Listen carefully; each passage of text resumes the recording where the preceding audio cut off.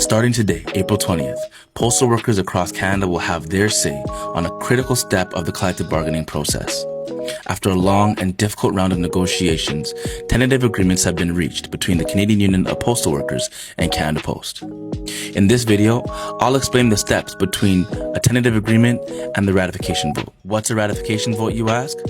After a round of collective bargaining in Canada, unionized members have the right to vote on whether or not they accept the new language in the tentative agreement that will then form their new collective agreement. For CUPW, after a tentative agreement has been reached, the negotiators make a recommendation to the National Executive Board.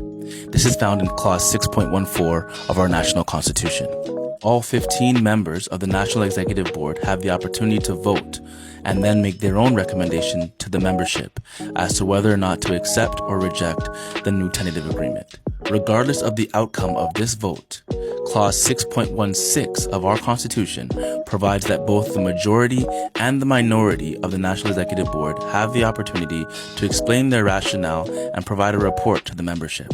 This report is published in the Perspective magazine and is distributed to members across the country, as well as being posted on the National CUPW website.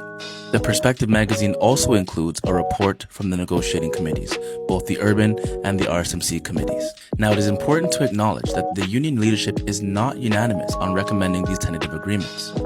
While the RSMC negotiators unanimously recommended this tentative agreement, the majority of urban negotiators recommended this tentative agreement.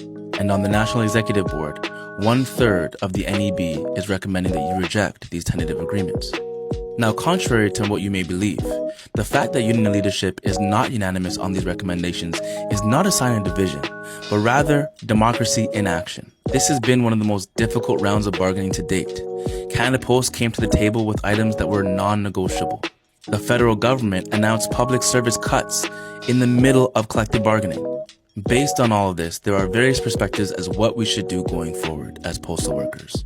What's important is that you as a member make your own informed decision as to how you will vote. No matter what difference of opinion we may have, we must do so respectfully. In part 2 of this video, I will explain how to interpret and read the tentative agreements. Most locals across the country have already scheduled their ratification vote meetings.